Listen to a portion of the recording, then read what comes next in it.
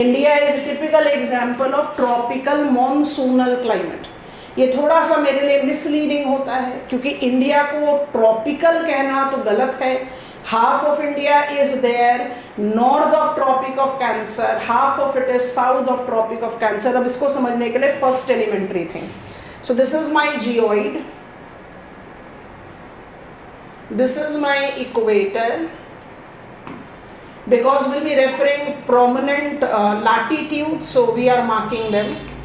So 23.5 degrees north, 23.5 degrees south, and then I mark, which we don't need right now, 66.5 degrees north and 90 degrees north. I do the same for southern hemisphere, 66.5 degrees south and 90 degrees south. Whenever we talk about the temperature, because I have used the term tropical, so we should be aware of tropical.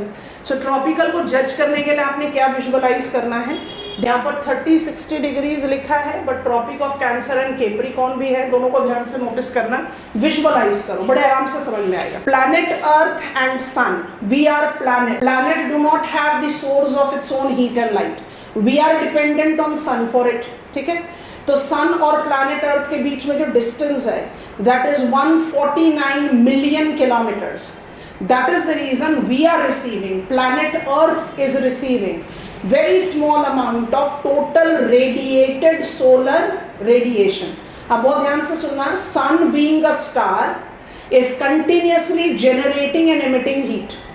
तो जो सन heat emit कर रहा है उसको आप बोलते हैं solar radiation. Distance between the two celestial bodies with which we are right now concern, sun and planet earth, is some 149 million kilometre. इतने बड़े डिस्टेंस में जो total amount of radiated solar radiation है उसका एक स्मॉल अमाउंट ही तो planet Earth receive करेगा. The amount that is received by planet Earth, the amount that is received by planet Earth is small amount of solar radiation. उसको हम क्या बोलते हैं? Insolation. Insolation. Incoming solar radiation. Is insolation and solar radiation synonymous? No, they are not. Because insolation is very small amount. अच्छा, इस diagram से क्या चीज नोटिस करनी है? इस डायग्राम से ये नोटिस करना है, इमेजिन करना है, you are standing in a dark room. All of us, imaginary experiment. You are standing in a dark room, you have got a torch, you have put it upside down on your palm and you have lit it. And now you are gradually lifting the lit torch. Visualize karo. Circumference of the light will go on increasing. Yes, no. And once you will tilt it, it will enlighten a big part of the room. Direct ray spreads less. Slanting rays spreads more. आगे बात समझ में बहुत ध्यान से सुनना है. तो सन रेज जो प्लैनेट अर्थ पर रिसीव होती है उसके दो टाइप्स होते हैं. कौन कौन से टाइप होते हैं? फिगर को देखो. डायरेक्ट सन रे एंड लो एंगल, जिसको हम क्या बोल रहे हैं? स्लंटिंग सन रे. यहीं पर ही लेबल कर देते हैं, फिर हम अपने डायग्राम में दोबारा से जाते हैं. लो एंगल एंड डायरेक्ट की जगह हम क्या लिख रहे हैं? स्लंटिंग. तो ये मेरा कौन सा है? Low angle is slanting sun rays, और ये मेरा डायरेक्ट है, डायरेक्ट सन रेज. आपको एक्सपेरिमेंट विजुअलाइज करने के लिए बोला. डिस्टेंस बिटवीन सन, यहाँ इमेजिन कर लो सन को. Distance between sun and planet earth is same, but जो incoming solar radiation surface of the earth receive करता है वो डिपेंड करता है कौन से एंगल का सन रे आ रहा है उसके पास. So direct sun ray travels less. Direct sun ray travels less. दिख रहा है ना? Slanting sun ray will be traveling more. और हमारे एक्सपेरिमेंट ने क्या बताया? Direct sun ray will be spreading less. Slanting sun ray will be spreading more. हो गया बात? कौन से लैटिट्यूड में ज्यादा इंसोलेशन रिसीव होगा? Lower latitude. Why? Because it receives direct sun ray. Higher latitude receives slanting sun ray. समझ में आ गया? All of us अप्लाई करो हमारे डायग्राम पर. ये डायग्राम हम बना रहे थे क्योंकि इस डायग्राम में आपको क्या जज करना है? एरोज भी बना देते हैं. इस डायग्राम में आपको क्या जज करना है? ये एरिया मेरे डायरेक्ट सन रे की है, ये एरिया मेरे मॉडरेटली स्लांटिंग सन रेज की है, और ये एरिया मेरे एब्सोल्यूट स्लांटिंग सन रेज की है. let our sun be placed here. So between Tropic of Cancer and Capricorn, between Tropic of Cancer, क्योंकि इसका इस्तेमाल करना है हमें इंडियन क्लाइमेट में, and Tropic of Capricorn, you will be having warmest zone. इसको कौन सा जोन बोलते हैं? टॉरिड जोन या ट्रॉपिकल जोन. तो हम तो इस्तेमाल कर रहे हैं ना कि इंडिया का क्लाइमेट ट्रॉपिकल है, होगा वार्मेस्ट. अच्छा, इसके कंपैरिजन में जो मिड लैटिट्यूड है, मिड लैटिट्यूड को ऐसे शेड कर देते हैं जल्दी जल्दी, क्योंकि नॉर्दर्न सदर्न हेमिस्फीयर दोनों में है तो दोनों के केस में शेड कर दिया. मिड लैटिट्यूड को आप किस तरह से डिमार्केट आउट करोगे, और हाई लैटिट्यूड को भी शेड कर दिया. अब इनको फटाफट से इनका नाम लिख देते हैं. मिड लैटिट्यूड हुआ मॉडरेट टेम्परेचर और हाई लैटिट्यूड हुआ कोल्ड टेम्परेचर. तो इसको आप बोलते हो फ्रिजिड जोन, और इसको आप क्या बोलते हो? अभी जो हमने आपके सामने डायग्राम बना दिया उसको बोलते हैं thermal zones of world. How many thermal zones of the world are there? There are 5 thermal zones on the map of world. 5, 3 ही तो हैं. 5, 1 टॉरिड, 2 टेम्परेट, 2 फ्रिजिड. पहले बताओ यहाँ तक क्लियर हुआ? अभी हम इंट्रोडक्शन ही ले रहे हैं इंडियन क्लाइमेट का. Why? Because of the angle of the sun rays. Low latitude receives direct sun ray. Label it. Low latitude receives direct sun ray. High latitude receives slanting sun rays. So low latitude will always be insolation surplus and high latitude will always be insolation deficit. I need a confident go ahead. अगर India का हम NCERT chapter 1 पढ़ें, physical setting of India, वो मुझे बताता है कि India का जो मेन लैंड है वो 8 डिग्रीज 4 मिनट से लेकर 37 डिग्रीज तक एक्सटेंड करता है. तो इंडिया को जरा यहाँ प्लेस करें. रुक जाओ, आप सब लोग इधर आ जाओ. इंडिया को आपने कहाँ लेना है? इंडिया को आपने, we are in eastern hemisphere और ट्रॉपिक ऑफ कैंसर इंडिया के ऑलमोस्ट सेंटर से रन करता है. तो मेरा कंट्री यहाँ पर है ना. Half of India will be in tropical zone but half of India is in temperate zone. Temperate 66 degrees तक जाता है, तो हम उसको टेम्परेट नहीं बोल के क्या बोलते हैं? ध्यान से देखो, हम सब डिवाइड कर रहे हैं. उसको हम टेम्परेट नहीं बोल के क्या बोल रहे हैं? यहाँ पर एक बाउंड्री लाइन बना दें. अब इसको बोल्ड बाउंड्री बना रहे हैं. 23 से 66 में जाने के बजाय 23 से 45 डिग्रीज तक रुक जाते हैं. तो इंडिया हो गया ट्रॉपिकल एंड सब tropical. Have you got it? Half of India is tropical, half of India is सब ट्रॉपिकल. आप उसको टेम्परेट भी बोल सकते हो, but because temperate goes till Arctic circle.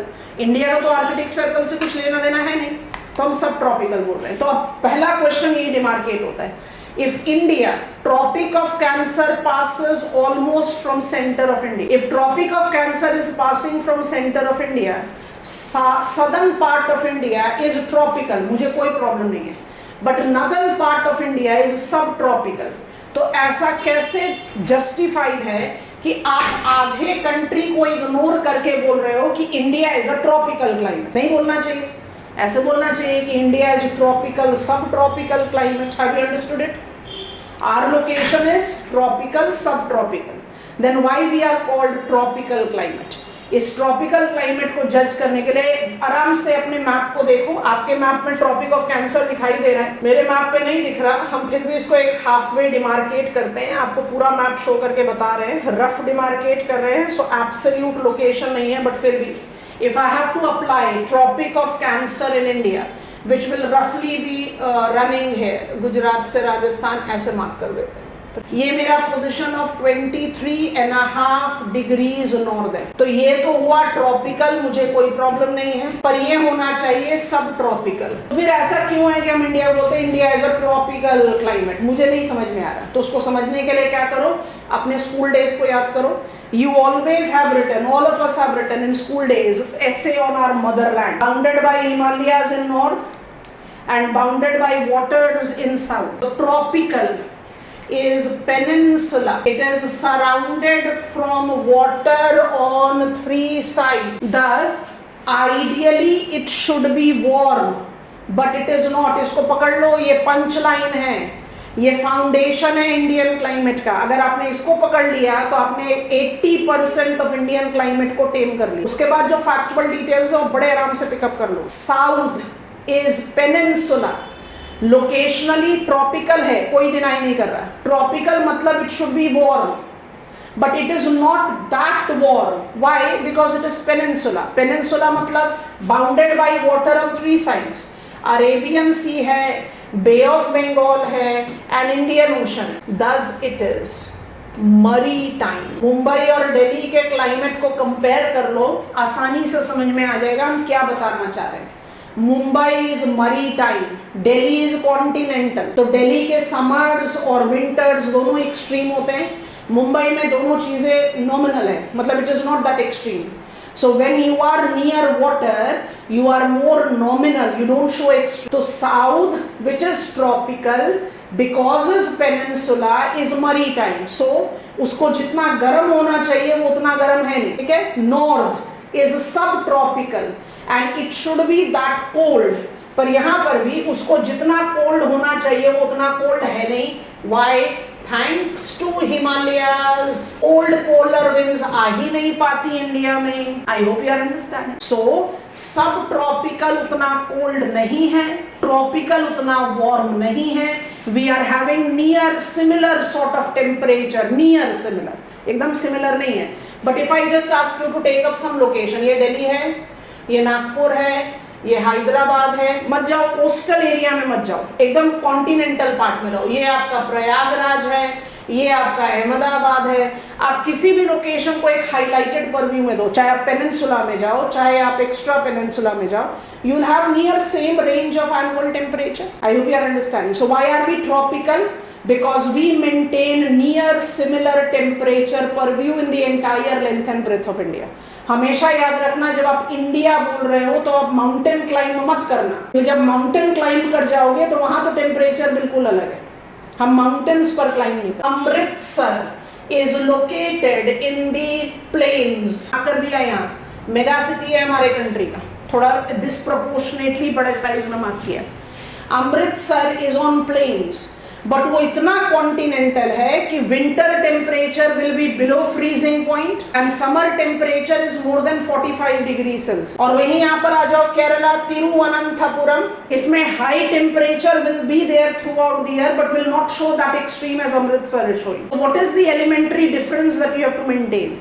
That Moraigo Peninsula, and this is a multiple choice question written at the back of your NCERT also. What is not applicable to peninsular India? Extreme climate, because it is maritime. Or monsoonal is no problem, because almost entire India experiences 70 to 80% of its annual rain during 3 to 4 months of the year. उसको IMD monsoonal season बोलती है. I think this much of the introduction is done. Indian year is divided into 4 seasons. अब क्योंकि आप India पढ़ रहे हो तो आपको बिल्कुल रिलीजियसली फॉलो करना पड़ेगा IMD को, इंडियन मेट्रोलॉजिकल डिपार्टमेंट. आप इससे अलग नहीं जा सकते. So, हमारे साल को IMD ने 4 पार्ट में डिवाइड किया. हम लिख रहे हैं, आप हमारे साथ कॉपी कर लो, फिर हम समझाते हैं. हम इसी रिदम में शुरू करें तो थोड़ा आसान होता है समझना, इसलिए फॉलो करते हैं. आप सीक्वेंस कोई भी ले सकते हो, ठीक है. So number 1, dry winters, 15th December to 15th March. Number 2, dry summers, 15th March to 15th June. Number 3, southwest monsoons, 15th June to 15th September. And number 4, northeast monsoon. अभी हम टेक्निकली इस सीजन को experience कर रहे हैं. 15th September to 15th December. ये हमारा rhythmic season cycle है. हमारे डायग्राम से आप और आसानी से समझोगे, बट वो हम ग्रेजुअली बनाएंगे, ठीक है. अब ध्यान से सुनना. Planet Earth is, my marker is also black, planet Earth is inclined on its axis. तो एक्सिस पर इंक्लिनेशन कितनी है? 23.5 degrees. This is my geoid and it is tilted. Axial plane से जो है, ये मेरा नॉर्थ ज्योग्राफिकल पोल है, ये मेरा साउथ ज्योग्राफिकल पोल है. ये मेरा ज्योग्राफिकल इक्वेटर है, so I am writing it as GE। इसको हम लिख रहे हैं ज्योग्राफिकल नॉर्थ पोल और इसको हम लिख रहे हैं ज्योग्राफिकल साउथ पोल। और ये जो डिफरेंस दिख रहा है आपको, ये है 23.5 degrees from the axial plane. ठीक, प्लैनेट अर्थ इज इंक्लाइंड। अच्छा, ये इंक्लिनेशन से होता क्या है, ध्यान से सुनना। ज्योग्राफिकल इक्वेटर और थर्मल इक्वेटर के बीच में डिस्टिंक्शन क्रिएट करना है। ये क्रिएट हो गया तो half of the season cycle is done. What is geographical equator? Geographical equator is imaginary line which divides our planet into two equal parts. इन दोनों equal parts को क्या बोलते हैं? Northern hemisphere and southern hemisphere. ये तो हो गया definition geographical equator का। अब प्लीज अपने angle of sun rays को recall करना। Do I sound correct if I say that direct sun ray will be falling on geographical equator? Lowest latitude तो geographical equator ही हो गया ना, तो direct sun ray तो वहाँ fall करेगी, करती। हमारा क्लाइमेटोलॉजी बहुत आसान होता, पर वो है नहीं। क्यों नहीं है? इसको देखो, क्योंकि प्लैनेट अर्थ जो है वो एक्सियल इंक्लिनेशन पर है, 23.5 degrees from its axial plane. तो अब इससे क्या होगा, नोटिस करेंगे ध्यान से। My thumb and finger is showing geographical equator. Planet earth जब अपने एक्सियल इंक्लिनेशन के साथ सन के अराउंड रिवॉल्व करती है, then there is apparent change in the position of sun. Sun is a stationary body, apparent. Sun apparently rises in north, east and sets in west. Sun apparently, sun नहीं move कर रहा। Planet earth spin कर रही है अपने axis पर waste to east, तो मुझे दिखता है कि सन राइज करके सेट कर रहा है। So when planet earth with its axial inclination revolves around sun, there is apparent shift of sun north and south. अगर ये एक्सियल इंक्लिनेशन नहीं होता तो apparent shift of sun north south नहीं होता। तो इसी कंटेक्स्ट में please try to create the definition of thermal equator. Thermal equator is that imaginary line which joins the places that receives, that gets direct sun rays.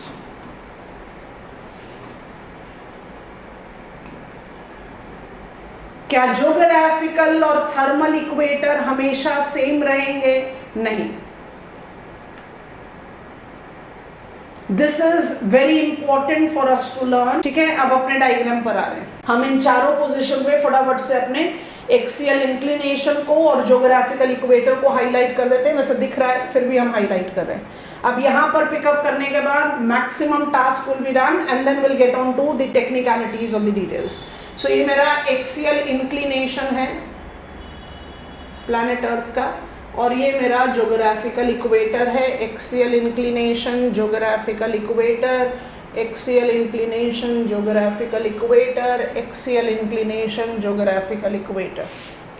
ये positions हमने कैसे select की हैं ये भी नोटिस कर लो, क्योंकि वो भी बहुत ज़रूरी है। हमने इसको सेलेक्ट कैसे किया है? So if you can begin from here, you have to identify this is दिसंबर।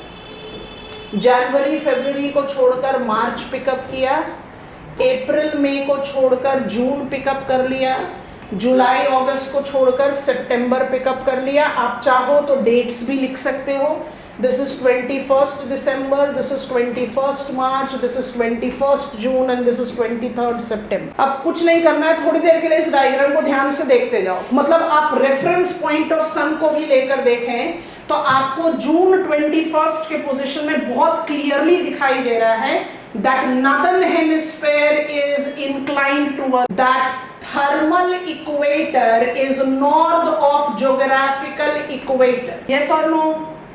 एक पॉइंट को थोड़ा सा समझ लो, बाकी सारी चीजें समझ में आ गई, बिल्कुल आराम से समझ में आ गई। जून 21 क्या हो रहा है, कंडीशंस को अप्लाई करो। North pole, northern hemisphere is inclined toward sun. ठीक है, एक लेमैन्स डेफिनेशन। आपसे पूछे भाई गर्मियों में क्या होता है, तो आप बोलोगे गर्मियों में ड्यूरेशन ऑफ डे लेंथी होता है और टेम्परेचर हाई होता है। ठीक है, अब सोचो ड्यूरेशन ऑफ डे से शुरुआत करते हैं। डे एंड नाइट का सीक्वेंस किसकी वजह से हो रहा है? Spinning of earth on its axis. जब अर्थ अपने एक्सिस पर स्पिन कर रही है तो वो डे और नाइट क्रिएट कर रही है। Tip of my remote is north pole. जून 21 की पोजीशन देखें और स्पिन कर दें प्लैनेट अर्थ को। नॉर्थ पोल लगातार सन को फेस कर रहा है। नोटिसिंग इट और not? Decode 21 June, North Pole will be experiencing 24 hours of day. Apparent position of sun is towards north, represented by thermal equator being north of geographical equator. More direct sun rays will fall in northern hemisphere. Duration of day will be lengthier in northern hemisphere. कैसे जज करेंगे? 24 घंटे का दिन हुआ north pole में तो 0 घंटे का दिन हो गया ना साउथ पोल में। यस और नो? सो उसी इक्वेशन में अप्लाई करो। 24 hours of day at geographical equator, 12 hours of day at south pole, 0 hours of day. तो duration of day is lengthier in northern hemisphere. Northern hemisphere is inclined towards sun. Angle of sun ray is more direct. Northern hemisphere, June 21st is insolation surplus. So what will be insolation surplus season? It will be summers. And mind it, अगर आपके पास एक constant amount का insolation है और Northern hemisphere ने उसका ज़्यादा share ले लिया तो Southern hemisphere को तो डेफिसिट होना ही है। Crux of this diagram is there is always reversal of seasons between hemispheres. और northern hemisphere land hemisphere है, इसलिए सारे नाम northern hemisphere के हिसाब से चल रहे हैं. So June 21st is called summer solstice. Written in my diagram, I am not writing. June 21st is summer solstice because northern hemisphere is experiencing summers and southern hemisphere is experiencing winter. सीधा jump करके इधर आ जाओ। December 21st, सारी conditions उल्टी हो गई। Thermal equator will be south of geographical equator. South pole will be having 24 hours of day. North pole will be experiencing 24 hours of night. Yes or no? Come on, which season southern hemisphere will be experiencing? It will be summers. But what is June, December 21st called? Winter solstice. क्योंकि northern hemisphere में winters है। आ गई बात समझ में? Axial inclination of planet Earth and its revolution round sun tends to develop season cycle. In the study of climate, there are two principal seasons that are demarcated: high sun season and low sun season. High sun season का क्या मतलब होता है? Question पूछ रहे हैं, ध्यान से सुनो। हाई सन सीजन का क्या मतलब होता है? हाई टेम्परेचर, समर्स, जिसको आप डिकोड करते हो समर्स। लो सन सीजन का क्या मतलब होता है? विंटर्स। अब हाई सन क्यों बोलते हैं? Apparent position of sun towards that hemisphere. Please class बता दो, नॉर्दर्न हेमिस्फीयर में कौन से 6 महीने? Northern hemisphere, we are by default learning northern hemisphere. Can you tell me the 6 months when northern hemisphere will be experiencing high sun season? Northern hemisphere will experience high sun season from to March 21st to September 23rd. ठीक है? March 21st को क्या बोलते हैं? Spring equinox. और सितंबर 23rd को क्या बोलते हैं? Autumn equinox. इक्विनॉक्स क्यों बोलते हैं? अब इसको भी विजुअलाइज कर लो। ये है मेरा प्लैनेट अर्थ, ये मेरे थंब फिंगर हैं ज्योग्राफिकल इक्वेटर। 21 जून से शुरुआत करते हैं मार्कर के सपोर्ट से। Axial inclination of planet earth, कुछ नहीं लिखना, सब यहाँ कंसंट्रेट करो। This is my axial inclination, this is my geographical equator, my marker is thermal equator. June 21st, all of you concentrate है। Apparent position of sun is north. Thermal equator is north of geographical equator. Thermal equator is north of geographical equator. My finger is geographical equator. 21st June. ठीक है? बढ़ रहे हैं। July. Apparent shift of sun towards south begins. July, August, September. Thermal geographical equator is overlapping. Apparent shift continues towards south.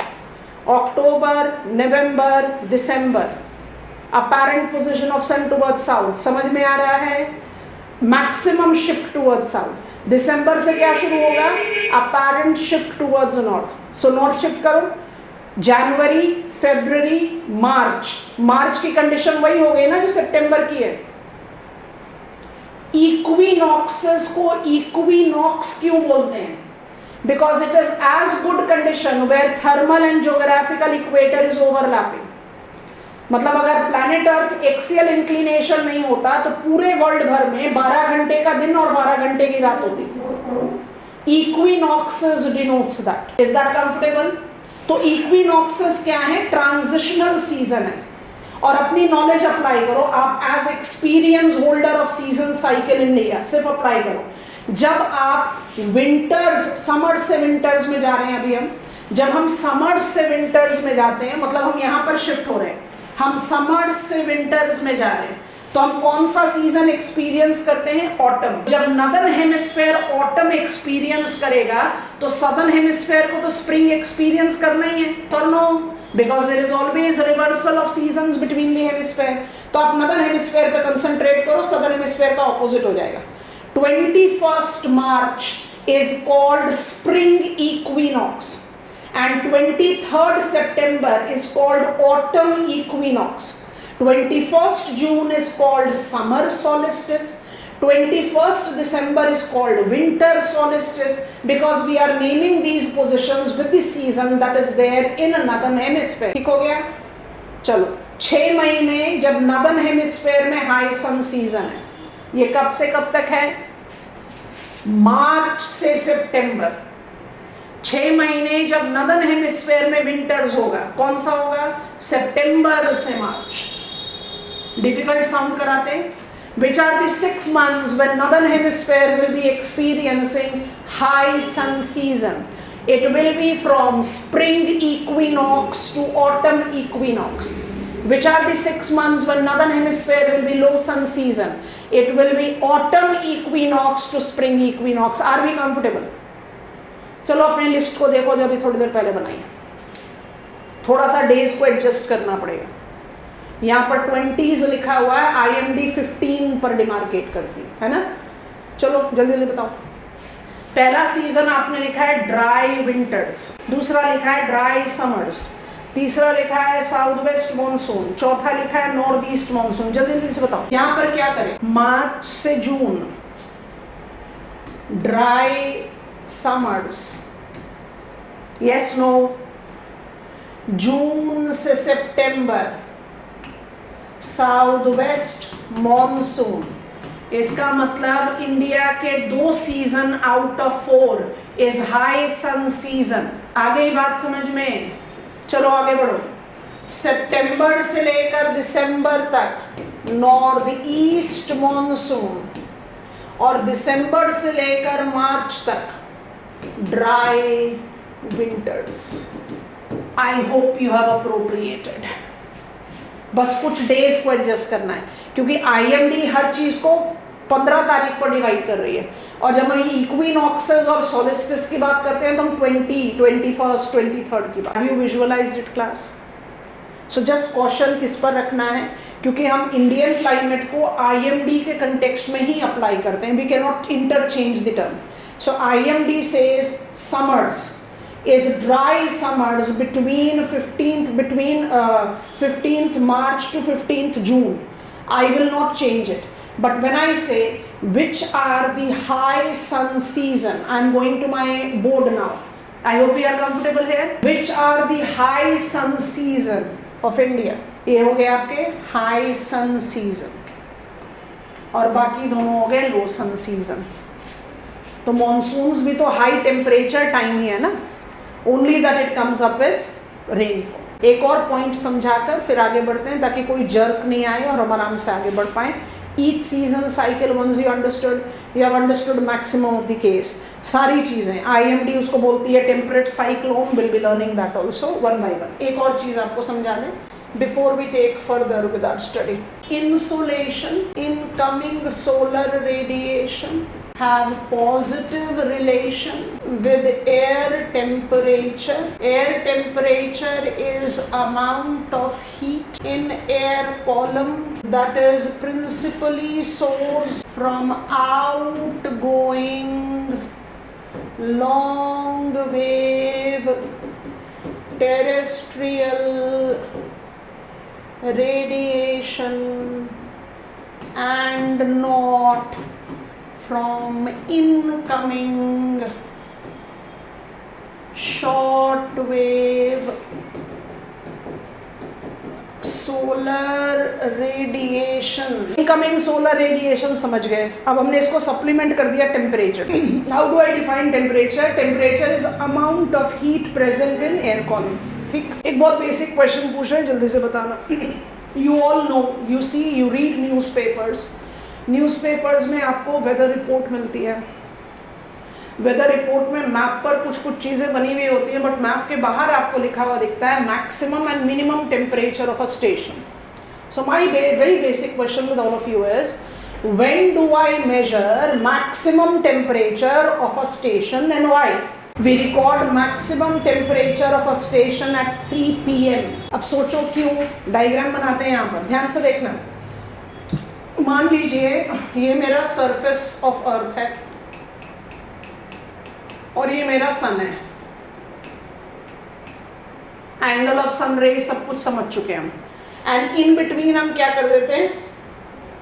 In between हम layer of atmosphere, आपको gradually समझा देंगे atmosphere के बारे में भी, अभी इसे रिक्वायरमेंट नहीं है इसलिए स्किप कर रहे हैं. ये सारा मेरा एयर कॉलम है. अब इमेजिन करो हम इसको विजुअलाइज कर रहे हैं एज एटमॉस्फेयर.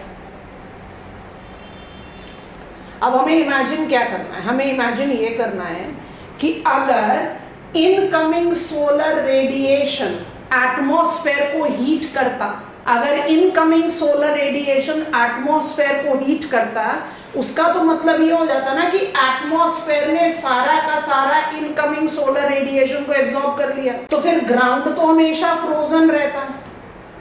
क्या ऐसा केस है? नहीं. तो हमेशा याद रखना, atmosphere is realm of air that is near transparent for short wave incoming solar radiation. अच्छा, ये बहुत बेसिक फिजिक्स है, ये भी आपकी नॉलेज में होना चाहिए. है तो रिवाइज कर लो, बहुत एलिमेंट्री चीजें पढ़ रहे हैं अभी हम. Every body radiates heat. Higher the temperature, shorter will be the wavelength of transmitted heat energy. Surface temperature of sun is 6000 degrees Celsius. And minus global warming, surface temperature of planet Earth is 15.2 degrees Celsius. तो solar radiation किस wavelength में आता है? Short wave. और outgoing terrestrial radiation किस length में जाता है? Long wave. अब आ जाओ, ये रहा मेरा green atmosphere. Incoming solar radiation वो शॉर्ट वेव है. Atmosphere is near transparent medium. वो एटमॉस्फेयर को क्रॉस करके सरफेस ऑफ अर्थ पर आया. सरफेस ऑफ अर्थ ने उसको एब्जॉर्ब किया और हीट अप हुआ. Why I am saying near transparent? School level से पढ़ते हुए आ रहे हो, ozone absorbs harmful ultraviolet rays. तो there are some part of solar radiation which is absorbed by atmosphere, कोई मना नहीं कर रहा, but majorly it is transparent. तो एटमॉस्फेयर से क्रॉस कर incoming solar radiation surface of earth पर आया. सरफेस ऑफ अर्थ ने उसको एब्जॉर्ब किया, हीट अप हुआ. हीट अप होने के बाद अब वो रेडिएट बैक कर रहा है. इस रेडिएशन बैक को आप क्या बोलते हो? Outgoing long wave terrestrial radiation. ये जो outgoing long wave terrestrial radiation है, इसको ब्लॉक करता है एटमॉस्फेयर. ये है principal source of air temperature. तो आप 3 बजे क्यों मैक्सिमम टेम्परेचर रिकॉर्ड करते हो? क्योंकि भाई 12 बजे तक तो सरफेस गर्म होगा, फिर तो वो एयर को गर्म करेगा. और मिनिमम टेम्परेचर कब रिकॉर्ड करते हो? Just at the eve of sunrise. उसको क्या बोलते हैं? डॉन. मिनिमम टेम्परेचर हमेशा डॉन पर, that is eve of sunrise. और maximum temperature 3 PM. Incoming solar radiation and outgoing terrestrial radiation का इक्वेशन बहुत इंपॉर्टेंट है, इसको जज करना है. अभी एक डायग्राम दिखाते हैं और आसानी से समझोगे. तो पहला कॉन्स्टिट्यूएंट हुआ इंसुलेशन. इसको ले लिया टेम्परेचर के साथ, और टेम्परेचर को हमें रिलेट करना है एयर प्रेशर के साथ। What is air pressure? Weight that air column exerts on surface। दो तरीके का वेट कर सकता है। अगर वो लो वेट एग्जर्ट करे तो हम उसको लो प्रेशर सिस्टम बोलते हैं, और अगर वो ज़्यादा वेट एग्जर्ट करे तो हम उसको हाई प्रेशर। और ये याद रखना ज़रूरी है, at mean sea level air pressure is 1013.25 millibars. Air pressure को मिलीबार्स में मेजर करते हैं। At mean sea level air pressure, average air pressure is 1013.25 millibar। Incoming solar radiation, insolation, amount of solar radiation received by Earth system. Higher the amount of insolation, higher will be air temperature. Insolation and air temperature have positive relation. Higher the temperature, lower will be the pressure. Higher temperature, air temperature अगर high है तो क्या होगा? Air will expand, it will exert less weight on ground. So higher temperature will lead to lower pressure. मेरे 6 month India के low sun season है। कब से कब तक? IMD के हिसाब से बताओ। लो सन season, 6 months of low sun season in India, 15th September to 15th March। yes? अगर लो सन सीजन है तो टेम्परेचर क्या होगा? लो। लो टेम्परेचर होगा तो प्रेशर क्या होगा? हाई। बट यहाँ पर भी कहानी खत्म नहीं हुई, तो कहानी खत्म करने के लिए क्या करना है? ऐड करना है। आगे बढ़ जाए। These are the elementary things that are very important for you to keep in mind.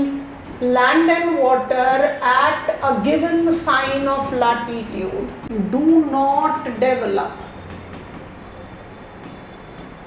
same temperature, thus pressure. Water maintains as it is translucent,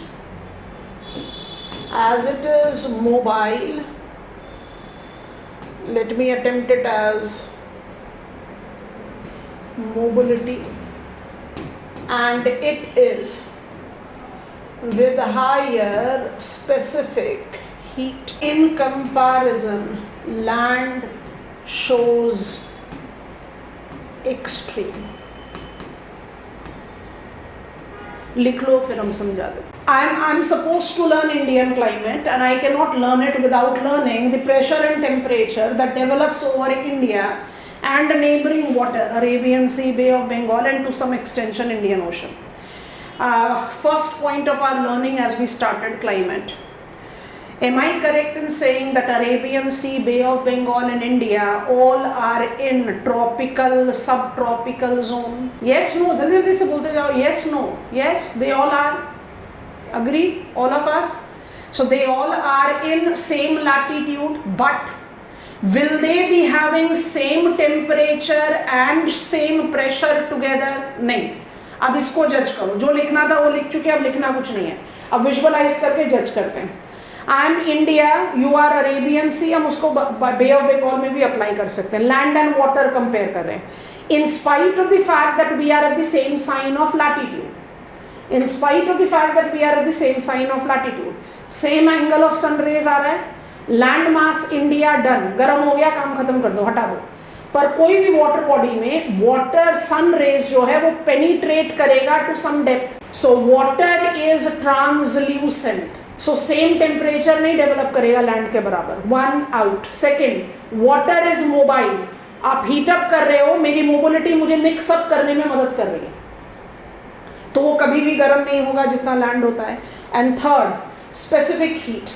for me to increase temperature of water to 1 degree Celsius, I require more heat than heating the. समझ में आ गया?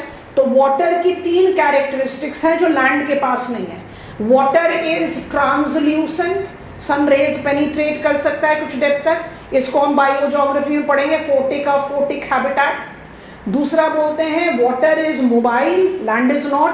And तीसरा, specific heat of water is higher, So for me to increase the temperature of water by 1 degrees Celsius, I need to utilize more heat than land. तो क्या होगा, land और water का किसी गिवन टाइम पर same temperature और pressure हो ही नहीं सकता. इसमें अपने दिमाग में क्या रखना है कि लैंड तो हमेशा शो करेगा एक्सट्रीम. अभी थोड़ी देर पहले हमने कहा Delhi versus Mumbai. Delhi is extreme, Mumbai is equitable. तो लैंड शो करेगा एक्सट्रीम और वाटर शो करेगा मेंटेन्ड, इक्विटेबल. समझ में आया? अच्छा, आप फटाफट से याद करो. 6 months when India is high sun, from 15th March to 15th September. ठीक है? It's high sun season for India, yes or no?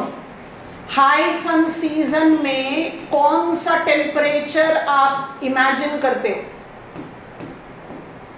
What should be the temperature? High? I have unmuted you, you can speak. What can be the temperature? High? Yes, all of us? तो high temperature को जब आपने land water पर apply करना है, so I think it comes very evident.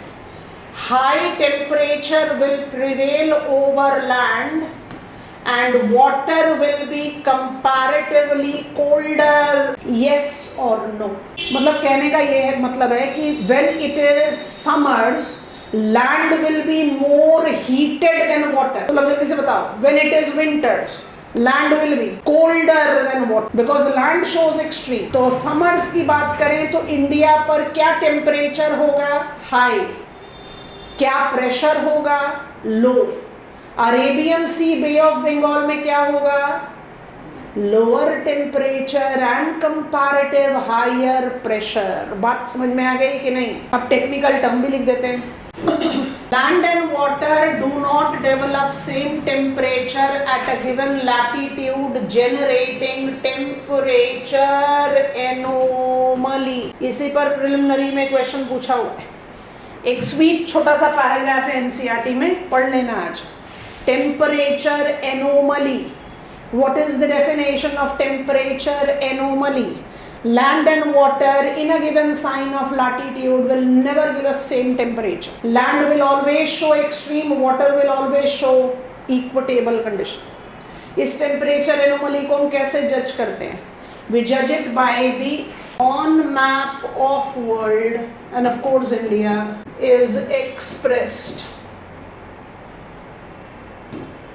with bents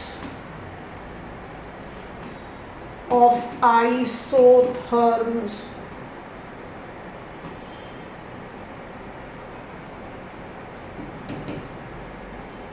Imaginary lines joining places having same temperature.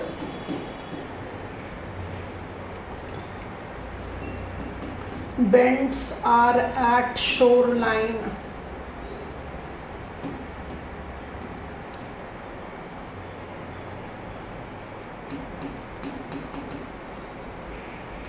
Winter isotherm. Summer isotherm.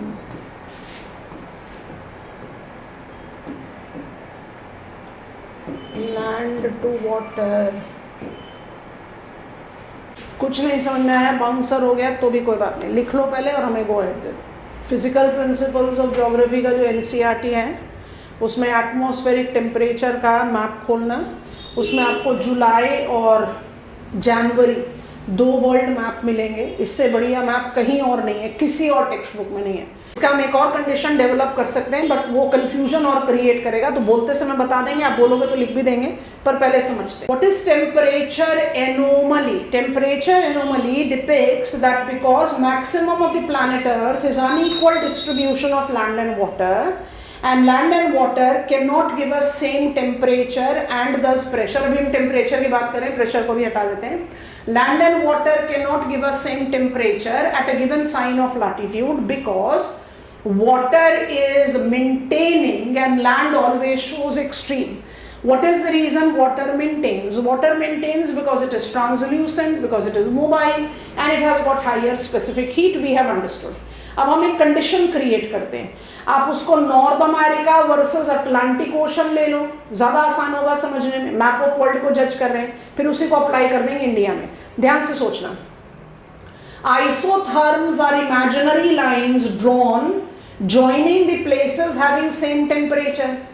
तो हमने शुरुआत करी थर्मल जोन से, lower latitude is torrid zone, mid latitude is temperate zone, high latitude is frigid zone. तो इसका मतलब हर latitude is synonymous to some temperature.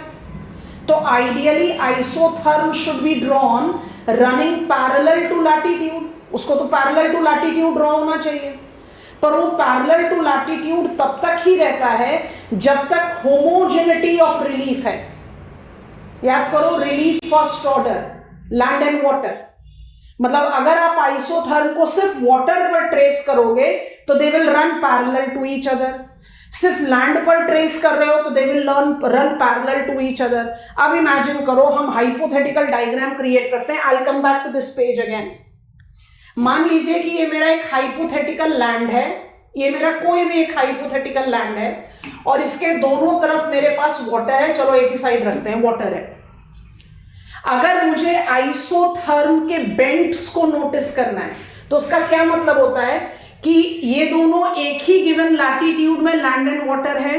Land and water कभी सेम टेम्परेचर दे नहीं सकता, तो आइसोथर्म्स जो है वो इस तरह से रन नहीं कर सकते हैं।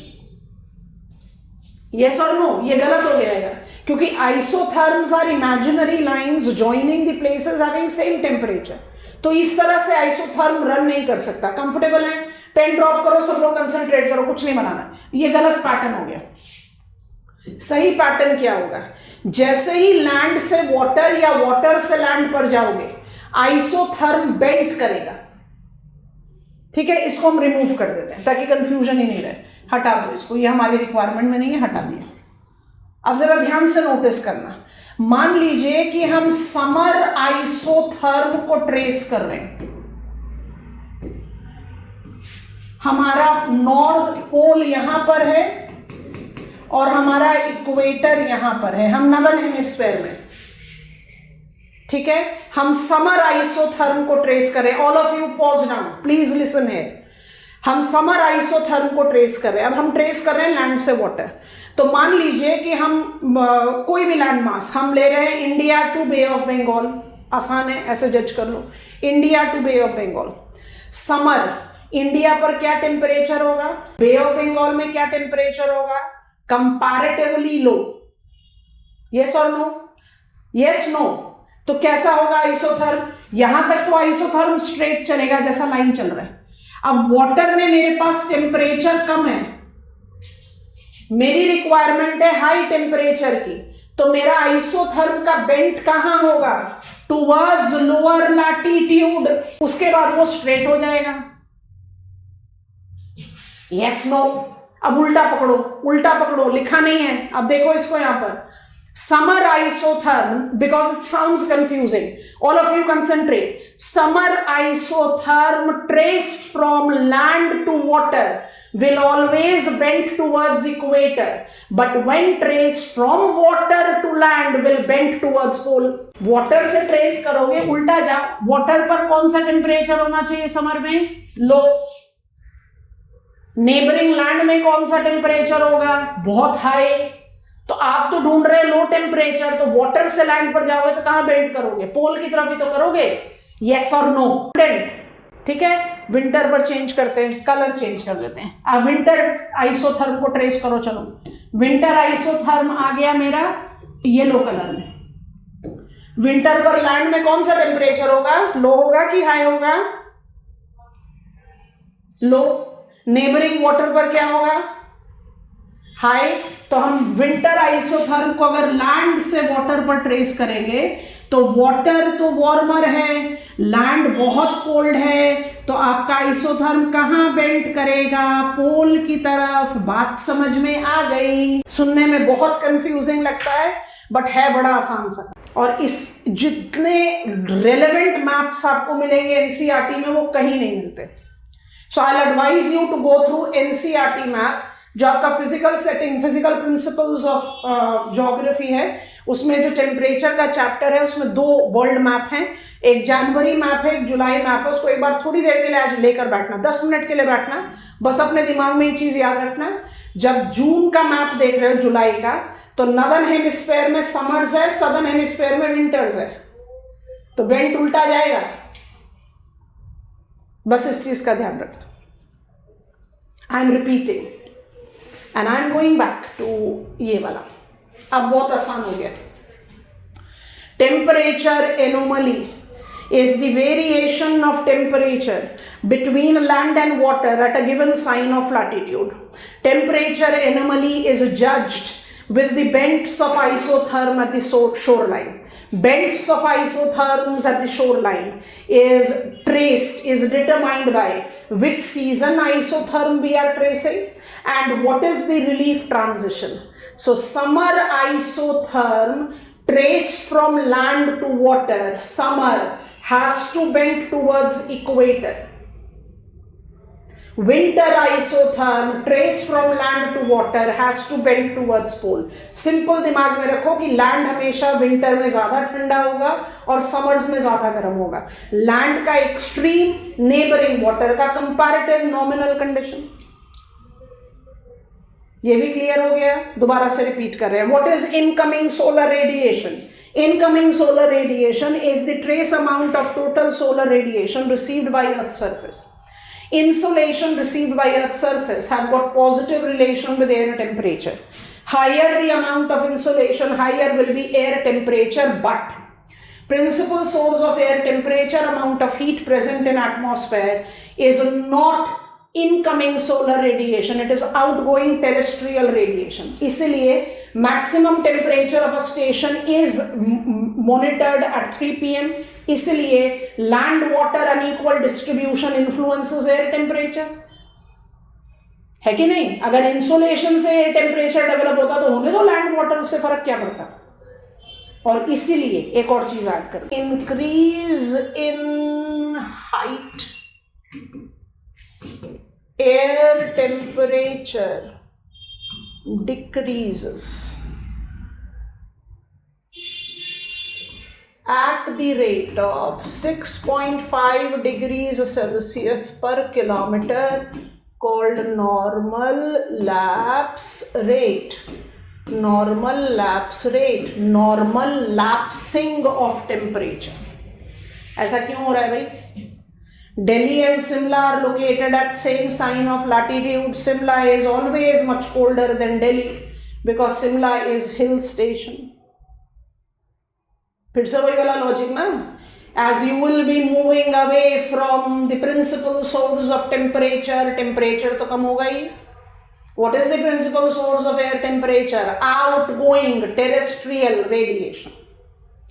माने we are roaming around the same thing and we are proving it with different points.